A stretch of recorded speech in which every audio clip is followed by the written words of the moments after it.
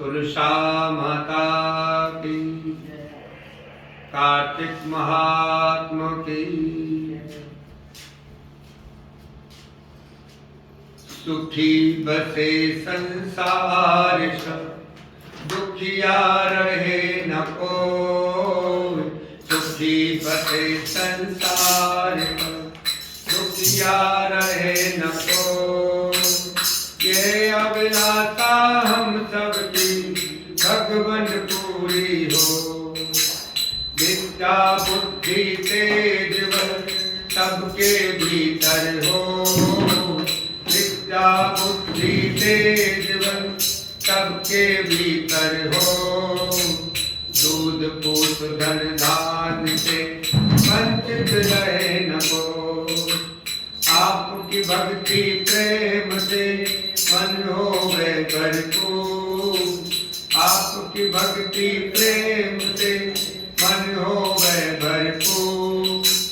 राग देश से चित्त गया और सौभाग्य दूर।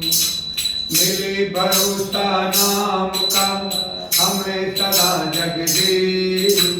मिले भरोसा नाम का हमें सदा जगदीश। आशा तेरे नाम की बनी रहे मन की। हमें बचाओ पाप से करके दया दया। हमें बचाओ पाप से करके दया दया। अपना भक्त बनाए कर हमको करो निहार। दिल में दया उदारता मन में प्रेम अपार। दिल में दया उदारता मन में प्रेम अपार। हृदय में वीरता सबको दो करता। नारायण तुम आप हो पाप विमोचनहार। नारायण तुम आप हो पाप विमोचनहार।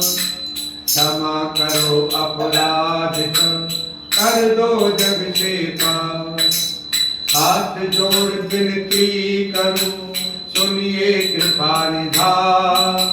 हाथ जोड़ विनती करूं सुनिए कृपा निधान। साधु संगत सुख दीजिए दया नम्रता दीजिए। दया नम्रता दीजिए। दया नम्रता दीजिए। दया नम्रता दीजिए। दया नम्रता। बोल वृंदावन बिहारी लाल तुभ्यं नमामि नारायण। तुभ्यं नमामि जगदीश्वराय। हे लक्ष्मीकान्तं तुभ्यं नमामि। हे शान्ताकारं तुभ्यं नमामि।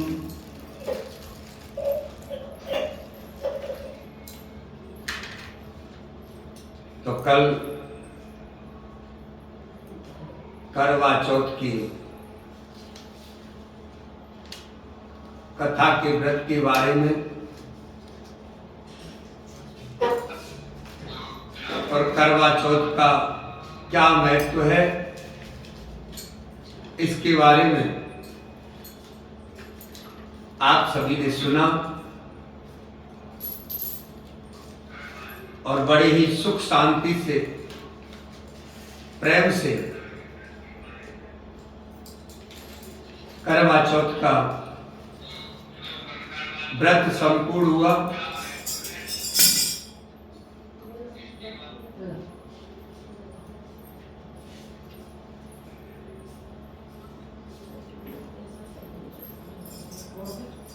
एक समय श्री वेदव्यास जी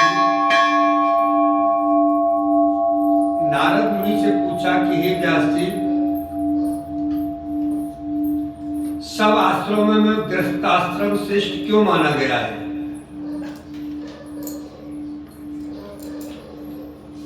गृहस्थाश्रम होता है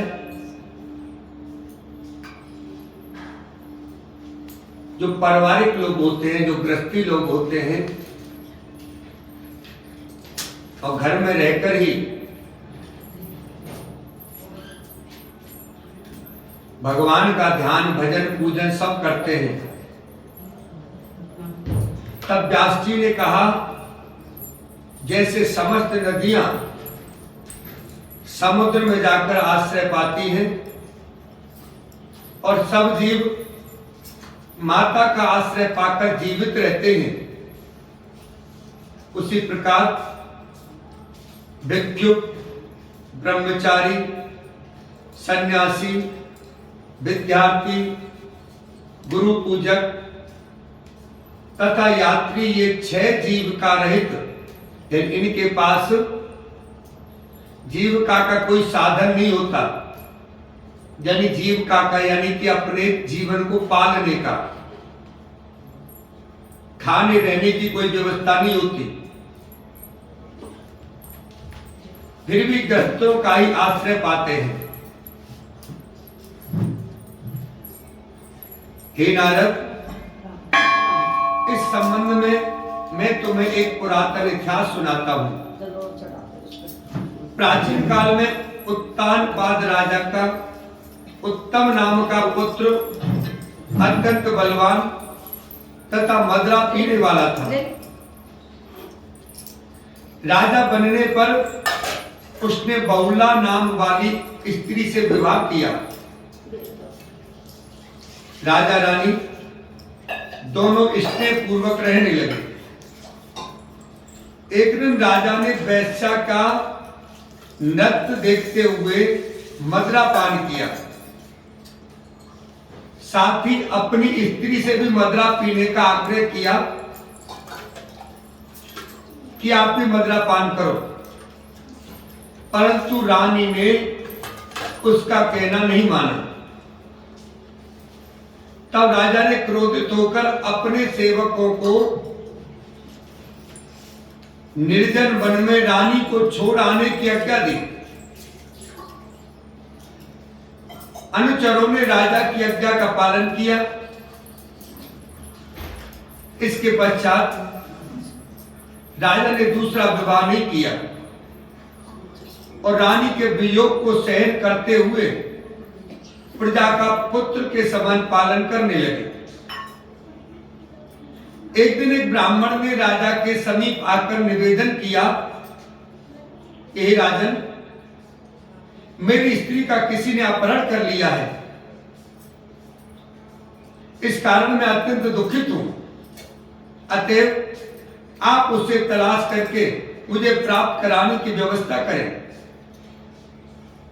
राजा ने कहा कि महाराज, मुझे नहीं मालूम कि आपकी स्त्री को कौन किधर कहां ले गया है। इस स्थिति में उसे ढूंढकर कहां से ला सकता हूं? यह सुनकर ब्राह्मण बोला, राजन, छठा भाग प्राप्त करके आप प्रजा के रक्षक हैं। मेरी स्त्री अपने घर में सो रही थी, वहां से उसे कोई हरकर ले गया है, अतएव आपका कर्तव्य है कि आप उसे कहीं से भी ढूंढ कर लाओ। राजा ने कहा, हे विप्र, हे ब्राह्मण, मैंने आपकी स्त्री को कभी देखा नहीं है और ना ही मैं यह जानता हूं कि वह कैसे रंग रूप का वह स्वभाव वाली है, तब मैं उसे कैसे खोज सकता हूं? यह सुन ब्राह्मण बोला, यद्यपि वह कर्कश स्वभाव की है, कठोर वचन बोलने वाली है, काले रंग की कुरूपा है, तथापि मैं उसकी निंदा नहीं करता, क्योंकि वह मेरी पत्नी अर्थात अर्धांगिनी है। यह सुन राजा ने कहा, जब तुम्हारी स्त्री ऐसी कुरूपा और क्रूर स्वभाव की है, तब तुम उसे प्राप्त करके क्या करोगे? उसके स्थान पर मैं तुम्हें अत्यंत सुंदर शील स्वभाव की अन्य स्त्री लाकर दे सकता हूं। ब्राह्मण कहने लगा, हे राजन, मेरी पत्नी मेरे धर्म कर्म की अर्धांगिनी है, अतः उसकी रक्षा करना मेरा परम धर्म है। यानी कल करवा चौथ की कथा में और एक कथा थी, उसमें पत्नी के कर्तव्य बताए गए, लेकिन शास्त्र में ऐसा नहीं कि स्त्री का ही एक कर्तव्य है। आज की कथा के माध्यम से पुरुष का कर्तव्य बताया जा रहा है कि पुरुष का क्या कर्तव्य है। तो ब्राह्मण कहने लगा, हे राजन, मेरी पत्नी मेरे धर्म कर्म की अर्धांगिनी है, अतः उसकी रक्षा करना मेरा परम धर्म है। जो पुरुष अपनी स्त्री की सुरक्षा नहीं करता, उसके वर्ण संकर संतान उत्पन्न होती हैं और उसके पितर नरकवासी होते हैं। वर्ण संकर संतान कहते हैं, पर पुरुष से जो संतान होती है उसे वर्ण संकर संतान कहते हैं। और वो संतान अगर पितरों के लिए कुछ भी करती है तो पितरों को प्राप्त नहीं होता। वैश्यगामी पुरुष का कल्याण कभी नहीं हो सकता। जो मनुष्य ऋतुकाल के पश्चात अपनी स्त्री से सहवास नहीं करता, उसके पितर 1 मास तक उसके रुधिर में तैरते हैं। ब्राह्मण के ऐसे वचन सुनकर राजा अपने शस्त्रास्त्र ले रथ पर सवार होकर उस स्त्री को खोजने चल दिया। कुछ दूर जाकर उसने एक आश्रम देखा जिसमें एक महान तपस्वी को सांप के आसन पर विराजमान थे। राजा को आश्रम में आया देखकर भी ऋषि ने उसका कोई आदर सत्कार नहीं किया और कहने लगे, मैं जानता हूं कि तुम राजा उत्तानपाद के पुत्र हो, मगर यहां किस कारण आए हो? राजा ने कहा, हे मुने, एक ब्राह्मण के घर से कोई उसकी स्त्री को हर कर ले गया है। मैं उसी की खोज में इधर आया हूं, मगर आपने ना तो अर्घ आदि और ना ही किसी प्रकार का आदर सत्कार किया। इसका क्या कारण है? तब ऋषि ने उत्तर दिया कि हे राजन, तुम अर्घ योग्य होते हुए भी इस समय उसके पात्र नहीं हो, क्योंकि तुमने अपनी निरपराध स्त्री का वन में त्याग किया है, जहां स्त्री का यह धर्म है कि वह तन मन से पति की सेवा करे तथा उसकी आज्ञाकारिणी रहे। वह पति का भी यह परम धर्म है कि वह अपनी पत्नी का यथोचित सम्मान करे। पति का यह धर्म है कि पत्नी का यथोचित सम्मान करे, लेकिन पत्नी का यह धर्म नहीं है कि वो ये इच्छा रखे कि मेरा पति सम्मान करे। शिष्य का यह धर्म है कि अपने गुरु का सम्मान करे, भगवान की तरह माने, पूजा करे, लेकिन गुरु का यह धर्म नहीं है कि मैं भगवान हूं इस तरह अपने आप को माने। इसी तरह पति का धर्म है कि वो पत्नी का सम्मान करे, लेकिन पत्नी ऐसा ना माने कि मैं सम्मान के योग्य हूं, मेरा सम्मान करना चाहिए। राजा ने कहा था कि तुम मदिरा पान करो, पत्नी ने नहीं किया, इसलिए राजा ने अपने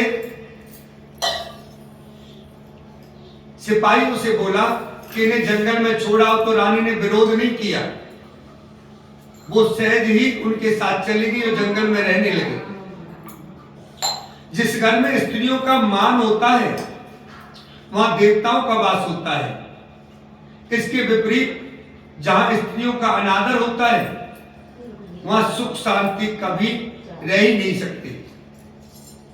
इतना सुन राजा लज्जित होकर पूछने लगा, भगवान आप भूत भविष्य वर्तमान तीनों काल के जानने वाले हैं, अतः कृपा करके बताइए कि ब्राह्मण की स्त्री को हरकर कौन कहां ले गया है। तब ऋषि ने ध्यान धरकर कहा कि राजन, अदिति का पुत्र बलाक नामक राक्षस उस ब्राह्मणी को हरकर उत्पलावर्त वन में ले गया है, अतएव तुम उसको ढूंढकर ब्राह्मण का संयोग कराओ। तत्पश्चात राजा मुनि को प्रणाम करके अपने रथ पर सवार होकर उत्पलावर्त वन में जा पहुंचा। वहां जाकर राजा ने देखा कि एक स्त्री बिल्व फल खा रही है। ब्राह्मण ने जैसा बताया था वैसा ही रंग रूप देखकर राजा ने उसे पहचान लिया और कहा कि हे कल्याणी, तुम कौन हो और इस वन में क्यों आई हो। तब ब्राह्मणी बोली, मैं अत्यरात की पुत्री तथा विलास पुत्र की स्त्री हूं। मैं अपने घर में सो रही थी कि बलाक नामक राक्षस अपहरण करके मुझे यहां से ले आया है। यहां लाने के बाद उसने ना तो मुझे किसी प्रकार का कष्ट दिया है और न मेरा शत्रुत्व नष्ट करने का प्रयत्न किया है। इतना होने पर भी अत्यंत दुखी हूं। राजा ने पूछा कि हे ब्राह्मणी, वह राक्षस कहां गया है। तब ब्राह्मणी ने बताया कि वह इस वन के अमुक स्थान पर गया है। जब राजा ब्राह्मणी द्वारा बताए स्थान पर पहुंचा तो राक्षस देखते ही राजा के चरणों में गिरकर बोला, राजन मेरे लिए क्या क्या है। तब राजा ने कहा, अरे निशाचर, अरे पापी, तू ब्राह्मणी को हरकर क्यों लाया है। यदि तू इसके साथ विवाह करना चाहता है तो देख, यह अत्यंत कुरूपा है, और यदि तेरी खाने की इच्छा है तो वैसा कहे।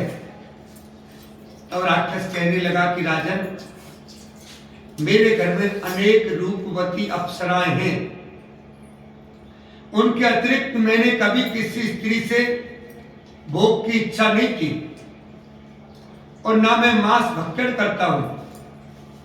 मैं तो पूर्व जन्म के पापों का प्रायश्चित कर रहा हूं। इस ब्राह्मणी का पति राक्षसों को मारने का मंत्र जानता है, अतः जब हम यज्ञ का अन्न ग्रहण करने के लिए जाते हैं तो वह हमको वहां से भगा देता है, क्योंकि आजकल यज्ञों का आचार वही बनता है। इसी कारण उस ब्राह्मण को दुखी करने के लिए मैं उसकी स्त्री को हर लाया हूं। वैसे भी शास्त्रीय नियम अनुसार स्त्री के बिना पुरुष को कर्म करने का अधिकार नहीं है। यह सुनकर राजा ने विचार किया कि यह राक्षस भी परोक्ष रूप से मेरी ही निंदा कर रहा है। प्रत्यक्ष नहीं कुछ कह रहा है, लेकिन परोक्ष रूप से मेरी ही निंदा कर रहा है। मुनि ने भी स्त्री का त्याग करने के कारण मुझे अर्घ्य योग्य नहीं माना है। तभी राजा को विचार मग्न देख राक्षस कहने लगा कि हे राजन, मैं आपकी प्रत्येक आज्ञा का पालन करूंगा। इतना कहकर वह हाथ जोड़कर खड़ा हो गया। राजा ने कहा, हे निशाचर, तू इस ब्राह्मणी को इसके घर पहुंचा दो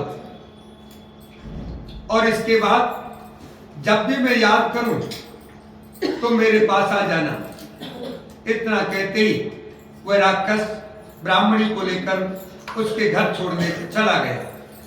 इसके बाद राजा विचारने लगा कि मैंने अपनी निर्दोष पत्नी को घर से निकाला है, अतः अब मैं कौन सा ऐसा पुण्य कर्म करूं जिससे इस पाप से निवृत्ति हो। तब राजा ने पुनः उन्हीं मुनि के पास जाकर उनसे अपना कर्तव्य पूछा। मुनि ने कहा कि हे राजन, पुरुष के लिए स्त्री धर्म, अर्थ, काम और मोक्ष सभी कुछ देने वाली है। इतना ही नहीं, स्त्री के बिना इस लोक तथा परलोक कहीं पर भी सुख की प्राप्ति नहीं हो सकती। स्त्री चाहे कैसी ही कुरूपा, मूर्ख, रोगी, दरिद्री या खोटे स्वभाव वाली क्यों ना हो, पुरुष को उसका सम्मान करना ही चाहिए। तब राजा कहने लगा कि मुने, मैंने अपनी निर्दोष पतिव्रता स्त्री को त्याग दिया है, अतः अब मैं क्या करूं। तो मुनि ने कहा, राजन, तुम्हारी स्त्री को अकेली मन में घूमते हुए सतपाल नामक नाग उसे पाताल लोक में ले गया है। उस नाग की नंदा नाम की एक कन्या है, जिसने उसको घर में छिपा रखा है। यह सुनकर राजा वहां से अपने घर आया तो ब्राह्मण को स्त्री सहित अपने घर देख अत्यंत प्रसन्न हुआ। इसके बाद राजा ने जो ही बलाक नामक राक्षस को याद किया, वह तुरंत उपस्थित हो गया। तब राजा ने उसे पाताल लोक से अपनी स्त्री लाने का आदेश दिया। आज्ञा मिलते ही बलाक नामक राक्षस पाताल लोक को गया और वहां से राजा की स्त्री लाकर राजा को सौंप दी। तदंतर राजा और रानी स्नेह पूर्वक रहने लगे।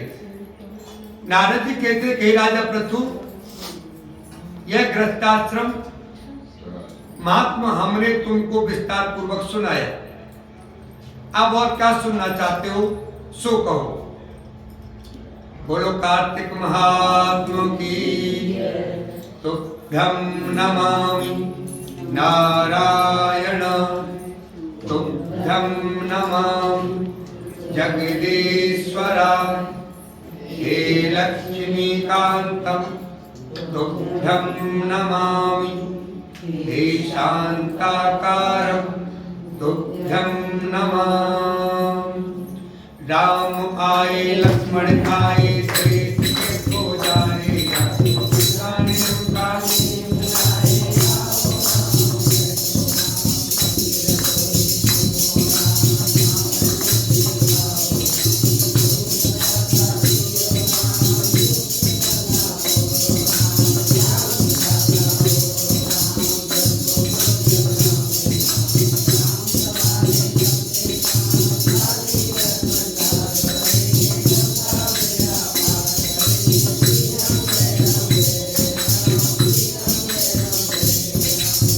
माता कहानी कहा करती थी और श्री राम जी सुना करते थे। एक दिन भगवान राम को किसी काम से बाहर जाना पड़ गया। सीता मैया बोली, भगवान मैं अपनी कहानी किसे सुनाऊंगी। भगवान बोले, ऐसा करियो, कुएं की पाल पर जाकर बैठ जाइयो, वहां औरतें पानी भरने आएंगी, तेरी कहानी सुन लेंगी। सीता माता बोली, ठीक है।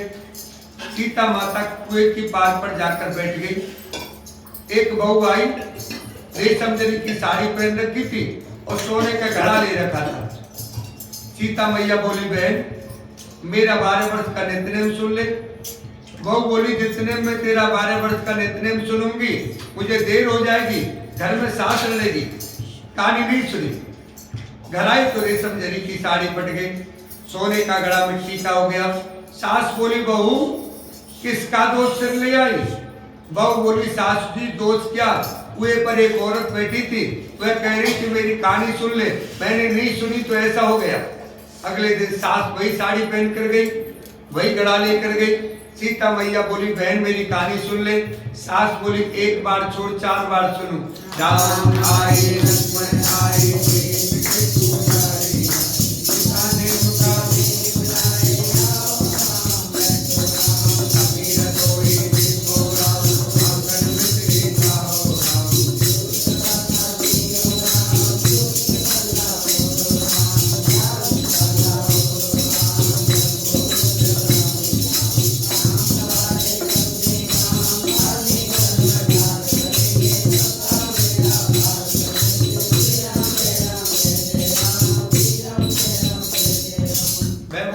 कहानी तो बहुत अच्छी लगी।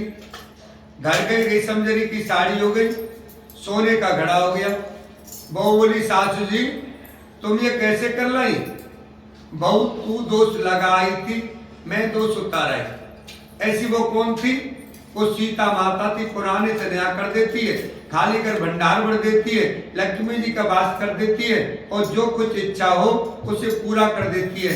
अच्छा सासू जी ऐसी कहानी तो मुझे भी सुना दो। ले बहू तू भी सुन ले। राम आए लक्ष्मण आए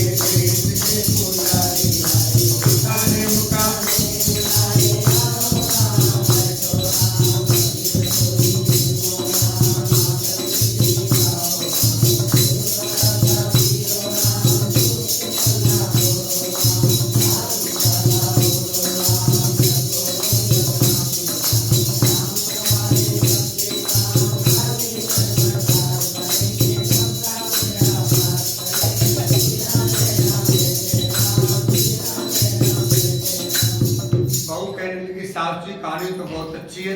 सास बोली बहू रोज कर लिया करेंगे। अब सास बहू नहाती, पूजा पाठ करती, नित्य में सीता माता की कहानी कहती। एक दिन उनकी पड़ोसन आई, बहन जरा आंच दे दे। वो बोली अभी हमने आंच नहीं जलाई है। पड़ोसन बोली सुबह 4 बजे से उठकर आप क्या कर रही हो? हम नहाए धोए पूजा पाठ करी, सीता माता की कहानी कही। पड़ोसन बोली इससे क्या होता है? सीता माता की कहानी कहने दूर भंडार बढ़ जाते, सारे कार्य सिद्ध हो जाते। पड़ोसन बोली बहन ऐसी कहानी तो मुझे भी सुना दो। ले भाई तू भी सुन ले। राम आए लक्ष्मण आए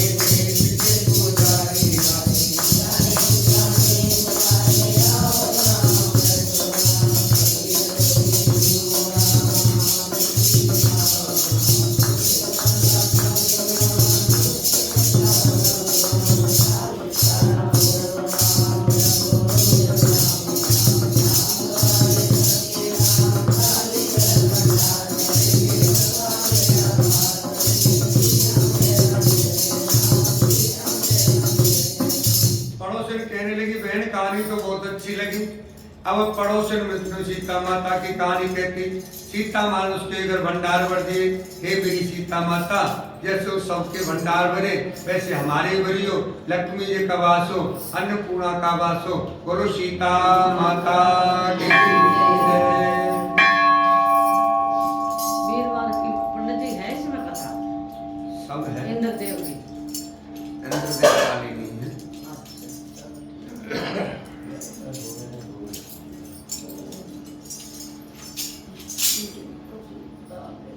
एक ब्राह्मण ब्राह्मणी थे, 7 कोस गंगा यमुना नहाने जाया करते थे। ब्राह्मणी बहुत थक जाती थी। एक दिन बोला कि कोई बेटा होता तो बहू आती, घर में खाना बना हुआ मिलता, कपड़े धुले मिलते। ब्राह्मण बोला तूने बड़ी बात कही, ला मैं तेरे लिए बहू ला देता हूं। एक पोटली में चून बांध दे, उसमें थोड़ी सी मोहर असरपी डाल दे। उसने पोटली बांध दी, ब्राह्मण चल दिया। कुछ दूर पर जमुना जी किनारे लड़कियां अपने अपने मिट्टी के घर बनाकर खेल रही थी। उनमें से एक बोली कि मैं तो अपना घर नहीं बिगाड़ती, मुझे तो रहने को चाहिए। ब्राह्मण को लड़की मन भागी, अपने मन में सोचने लगा कि यही एक समझदार सी लड़की है। तब उसके पीछे पीछे हो गया। जब वह घर पहुंची तो बोला, बेटी मैं भूखा हूं, अपनी माँ से पूछ ले मेरी 4 रोटी बना देगी क्या। कार्तिक का महीना है, मैं किसी के घर की रोटी नहीं खाता, मेरे पास ये चून है, अपनी माँ को दे दीजो, अपनी माँ से कह दीजो कि चून छान लेगी। अच्छी बात है बाबा। उसने अपनी माँ से कहा, माँ बाहर बाबा बैठा है, उसकी रोटी बना दो और आटा छान लेना। उसने आटा छाना, उसमें मोर असरपी निकली। मैं बोली कि जिसके आटे में इतनी मोर असरपी है उसके घर में कितनी होंगी। जब बाबा रोटी खाने बैठा, उसकी माँ बोली, बाबा तुम लड़के की सगाई करने जा रहे हो। बाबा कहने लगा कि मेरा लड़का तो काशी जी पढ़ने गया हुआ है, अगर तुम कहो तो खंड के कटोरे से तुम्हारी लड़की को ब्याह के ले जाओ। अच्छी बात है, वो ब्याह कर ले आया। यानी लड़की की माँ पैसे देखकर ये सब कुछ करने को तैयार हो गई। आज हमारी बेटियां ऐसा कर देती हैं, अंदर क्या है कुछ नहीं जानती। कुछ समय पहले एक लड़की आई थी मंदिर में, वो कहने लगी, पंडित जी गुड़ मिला दो, हम उसके मम्मी पापा को भी जानते हैं। मैंने कहा, बेटा तेरे मम्मी पापा क्यों नहीं आए, तू गुड़ मिलवाने क्यों आई है। उनका, पंडित जी मेरे मम्मी पापा और कहीं शादी करने कह रहे, मैं और कहीं करना चाहती हूँ। मैंने कहा, ऐसा क्या है कि तू और कहीं क्यों करना चाहती है।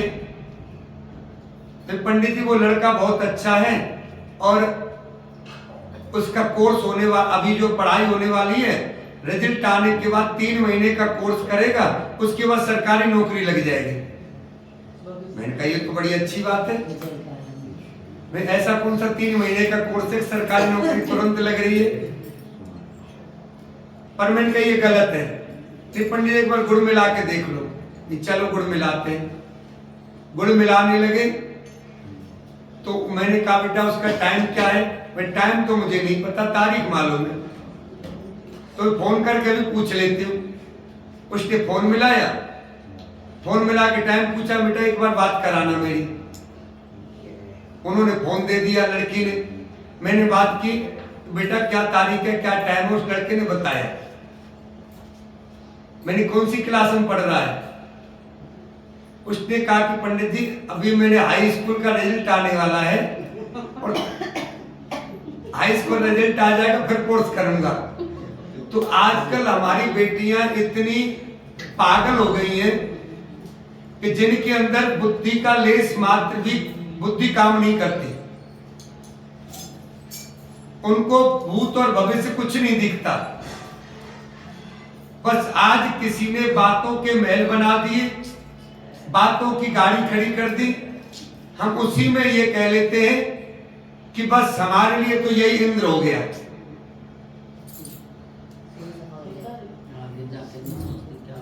आगे जाके दिक्कत परेशानी आती है। तो उसने अपनी लड़की का विवाह कटोरे के साथ कर दिया।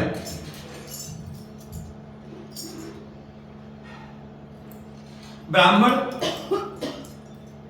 घर पर आया, आकर बोला, रामू की मां किवाड़ खोल देख, मैं तेरे लिए बहू लाया हूं। बुढ़िया बोली, दुनिया तो बोली मारे थी, तुम भी बोली मार दे। हमारे तो 7 जन्म भी बेटा नहीं है, तो बहू कहां से आएगी। ना तू किवाड़ खोल। उसने किवाड़ खोले, देखा तो सामने बहू खड़ी है। सास आदर सत्कार से बहू को अंदर ले आए। बूढ़े बुढ़िया नहाने जाते, बहुत सारा काम करती, खाना बनाती, कपड़े धोती, रात उनके पांव दबाती। इस तरह से बहुत समय निकल गया। सास बोली, बहू चूल्हे की आंच ना बुझने दीजो, मटके का पानी ना खत्म होने दीजो। एक दिन चूल्हे की आंच बुझ गई। भागी भागी बहू पड़ोस में गई। पड़ोसन, मुझे थोड़ी सी आंच दे दो, मेरे चूल्हे की आग बुझ गई है, मेरे सास ससुर आते ही होंगे। सुबह 4 बजे की गंगा यमुना नहाने गए हुए हैं। पड़ोसन ने कहा, तू तो बावली है, ये तुझे यो ही उठा कर ले आए हैं, इनको तो 7 जन्म भी कोई बेटा नहीं है, ना इनका बेटा तो काशी जी पढ़ने गया है। पड़ोसन बोली, ना झूठ बोला है तेरे से। वो बोली, अब मैं क्या करूं?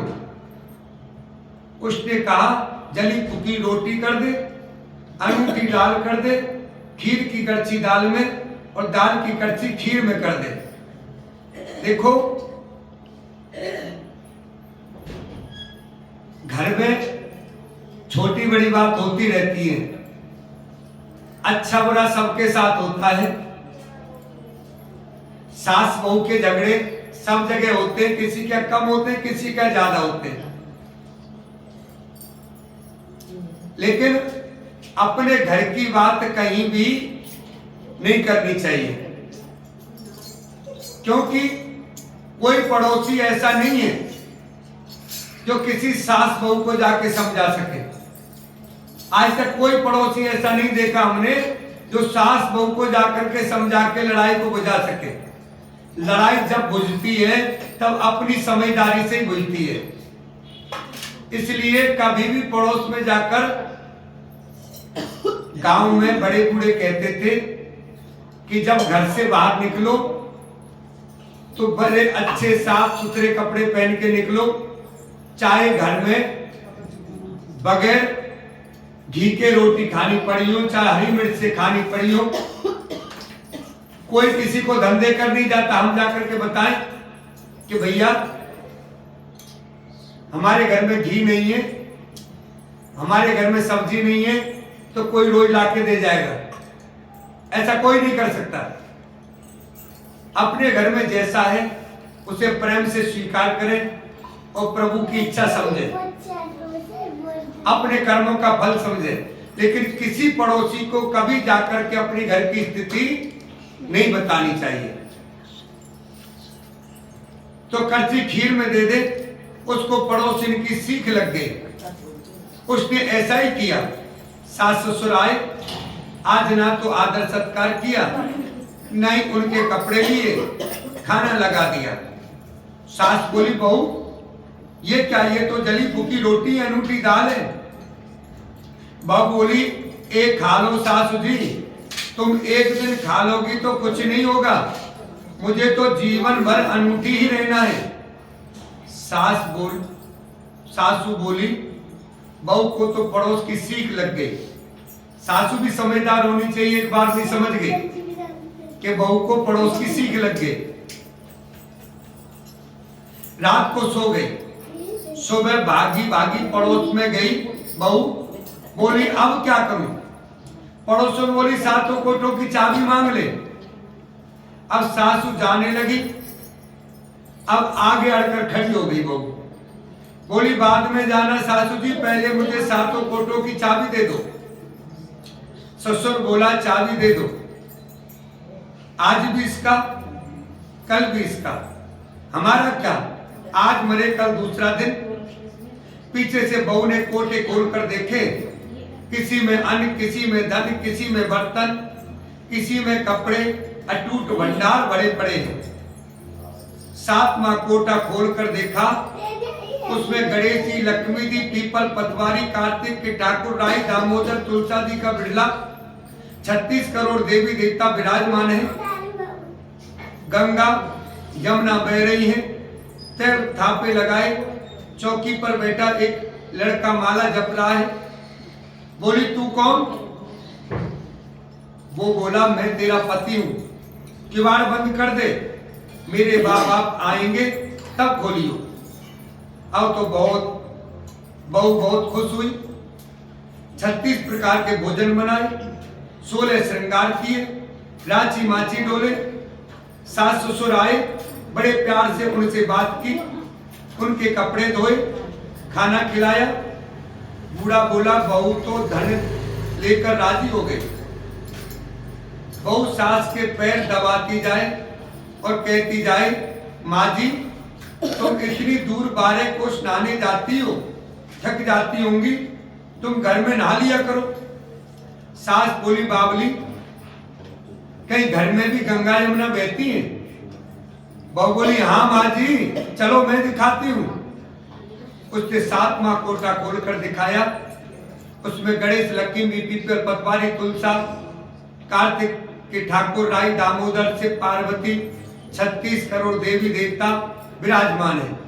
जो 36 करोड़ देवी देवता वाली बात कथा में आई है, विद्वानों का मत आया 36 करोड़ नहीं, 36 कोटि, ये 36 प्रकार के देवी देवता होते हैं। जैसे आज हमारे देश में अलग अलग मंत्रालय अलग अलग मंत्री को दिया गया है।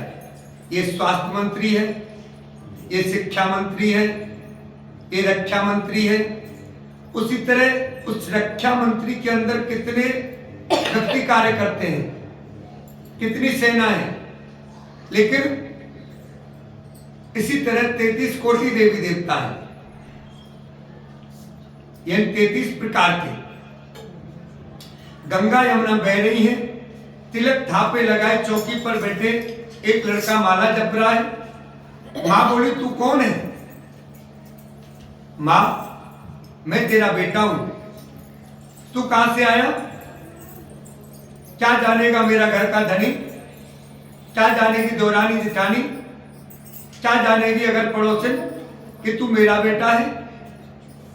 उसने पंडित जी से पूछा।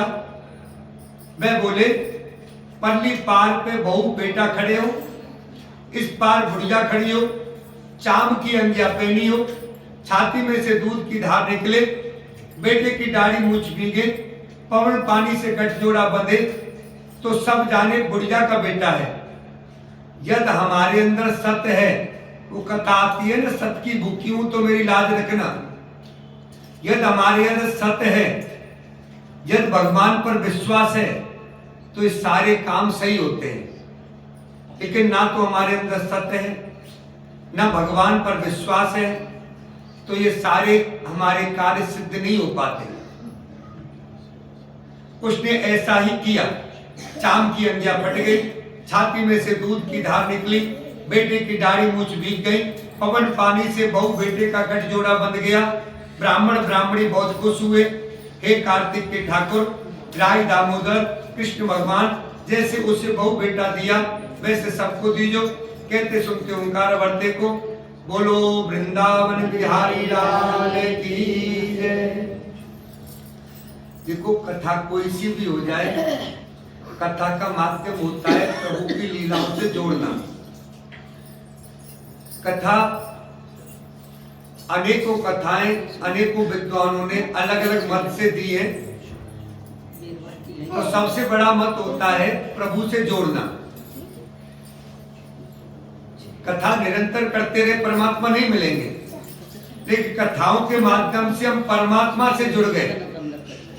अगर हमारे मन में परमात्मा विराजमान हो गए तो परमात्मा मिलेंगे। लेकिन कथा हम पूरे जीवन भर करते रहे तो कथा से परमात्मा नहीं मिलेंगे। कथा का माध्यम यही होता है, संतों की वाणी का माध्यम यही होता है कि उनसे हम जुड़े, उनमें जो नियम है उन नियमों का पालन करें तो परमात्मा की प्राप्ति होगी। 2 भाई बहन थे। बहन बृहस्पतिवार के व्रत करती थी।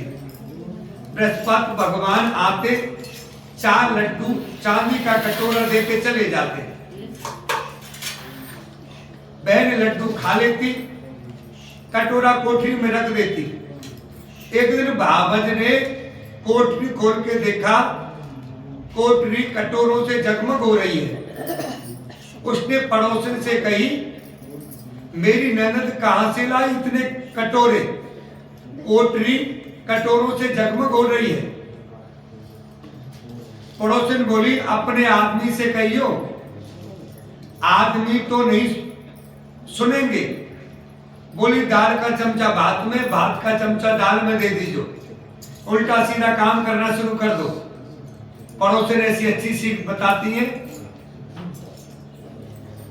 दूसरे दिन दाल का चमचा भात में, भात का दाल में दे दिया। बोला पागल हो रही है क्या? बोली पागल मैं नहीं हो रही हूं, पागल हो रही है तुम्हारी बहन। यानी जो पड़ोस के बारे में जो कुछ नियम बताए जा रहे हैं, हम उनको अगर नहीं मानेंगे तो क्या फर्क था सुनने का।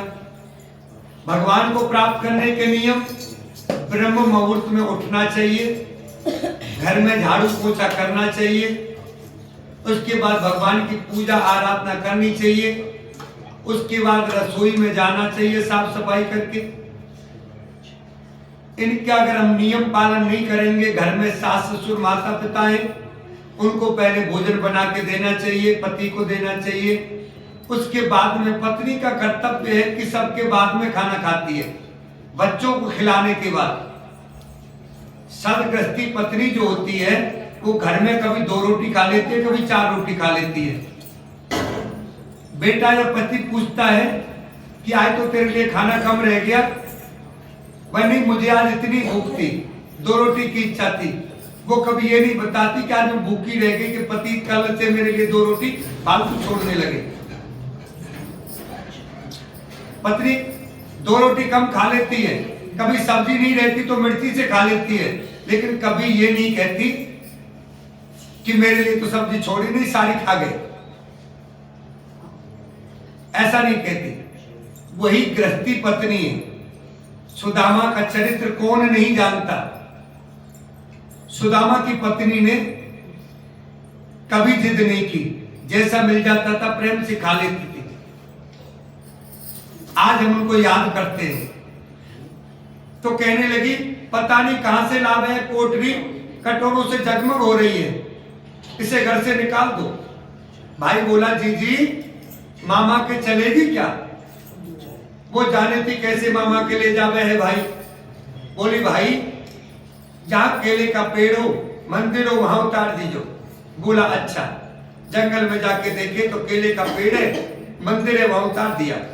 बृहस्पति का दिन था, केले की पूजा करी, कहानी कही। बृहस्पति महाराज आए, 4 लड्डू, 1 चांदी का कटोरा दे के जाने लगे। वो पेड़ के पीछे छिपकर देख रहा था, उसके पैर पकड़ लिए। उसने बृहस्पति महाराज के पैर पकड़ लिए। बोले छोड़ पापी मेरे पैर, कुंवारी कन्या के कलंक लगावे था। ये तो सत्य के व्रत करे है, मैं देके जाऊं, इसको विदा कर कर भी फिक्र मत करना। बहन को लेके आ गया, दरवाजे पर खड़ी देख रही थी।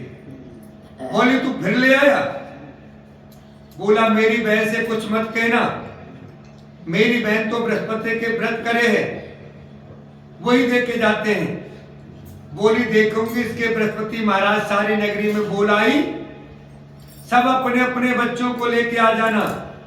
मेरी ननद बृहस्पति के व्रत रखती है, सबको 4 लड्डू और चांदी का कटोरा मिलेगा। अब तो बहन एक टांग पर खड़ी हो गई और बोली बृहस्पति महाराज अब मेरी लाज रखियो। 3 बार कही, बृहस्पति महाराज आए, सबको 4 लड्डू और चांदी का कटोरा दे के चले गए। जैसे बृहस्पति महाराज ने उस लड़की की लाज रखी, सब किसी की रखियो। कहते सुनते ओंकार वर्ते की बोलो बृहस्पति महाराज की जय। आज गुरुवार है तो गुरु जी का भजन सुनाएंगे, लेकिन एक गुरु जी की महिमा भी हम सुनाए देते हैं छोटी सी। एक भंवरा था, वो भंवरा प्रतिदिन जाता और सुंदर सुंदर फूलों पर बैठता। एक दिन भंवरा वापस लौट रहा था तो भंवरे ने एक कीड़े को कीचड़ में लौटते हुए देखा। भंवरे को बड़ी दया आई कि देखो ये कीड़ा कीचड़ में लेटा हुआ है। भंवरे ने कहा भाई तो उसमें कीचड़ में क्यों लेटे हो? तो कीड़े ने कहा कि ये मेरा घर है कीचड़। भंवरे ने कहा कि मैं तुम्हें जन्नत में ले जा सकता हूं, आप मुझे मेरे साथ चले तो। भंवरे ने कहा ठीक है, मान के मैं कल जब आऊंगा तब मेरे साथ चलना। भंवरा जब वापस आया तो कीड़े को अपने साथ ले गया। कीड़े को ले जाकर एक फूल पर बिठा दिया। फूल पर जब कीड़ा बैठ गया तो भंवरा अनेकों फूलों में से रस लेने के लिए चला गया। लेकिन जब भंवरा वापस आया तो कीड़े को लाना भूल गया, वो उस फूल पर ही बैठा रहा। जैसे सूर्य अस्त हुआ, शाम हुई तो फूल बंद हो जाते हैं। कई फूल ऐसे होते हैं कि शाम ढलते ही फूल बंद हो जाते हैं। कीड़ा उसके अंदर बंद हो गया। माली ने फूलों को तोड़ा और तोड़ करके एक माला बनाई। माला बना करके बिहारी जी के, बांके बिहारी के मंदिर में ले गया। जाकर के वहां के पुजारियों ने उस माला को बिहारी जी को पहना दिया और फिर वो माला जब बिहारी जी से उतरी तो यमुना जी में प्रवाहित कर दी। तो वहां पर जो कीड़ा था वो अपने आप को धन्य मानने लगा कि अच्छे व्यक्तियों की संगति, सत्संगियों की संगति, गुरुजनों की संगति कितनी अच्छी होती है कि वो हमें इस संसारिक कीचड़ से निकालकर परमात्मा से मिला देते हैं। क्यों कि अगर वो भंवरा मुझे लेकर नहीं आता तो मैं ठाकुर जी के गले कैसे लगता, क्योंकि गले में ही माला डलती, उस माला में वो कीड़ा था। और जब माला उतरी तो जमुना जी का साक्षात्कार हो गया। तो ये सत्संग की महिमा है, ये गुरुजनों की कृपा है। हमें कभी मौका मिले तो उस मौके को नहीं छोड़ना चाहिए।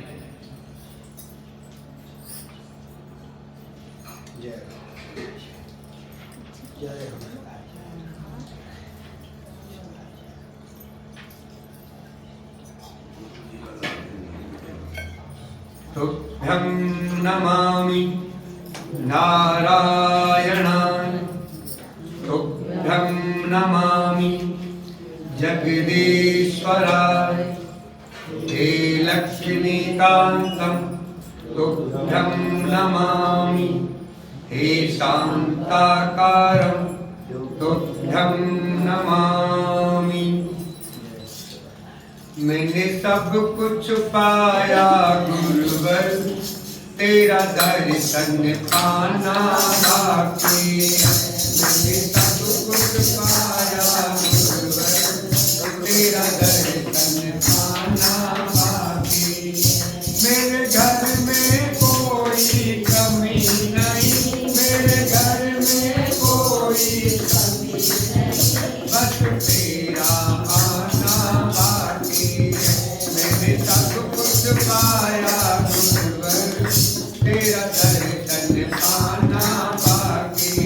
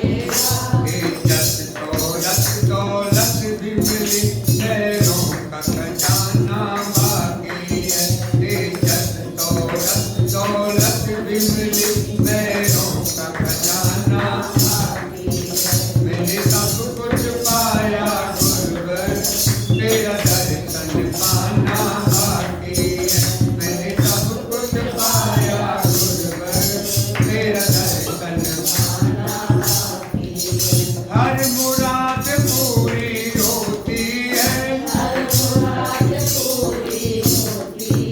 गुरु तेरे ही दरबार में तेरा दर जैसा नहीं देखा मैंने दर कोई संसार में दर दर की ठोकरें खाई है बस तेरा निशाना बाकी है दर दर की ठोकरें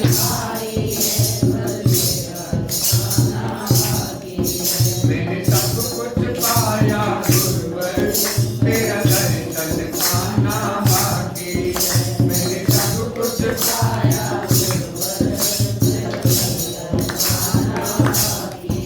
मेरे घर में कोई कमी नहीं बस तेरा आना बाकी है मैंने सब कुछ पाया गुरुवर तेरा दर्शन पाना बाकी है मैंने सब कुछ पाया गुरुवर तेरा दर्शन पाना बाकी है बोलो सतगुरुदेव महाराज की जय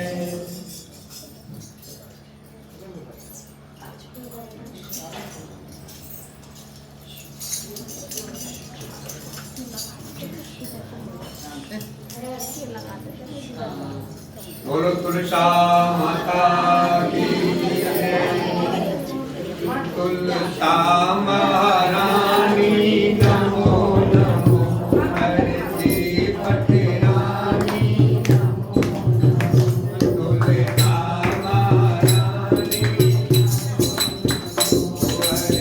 हरती पटरानी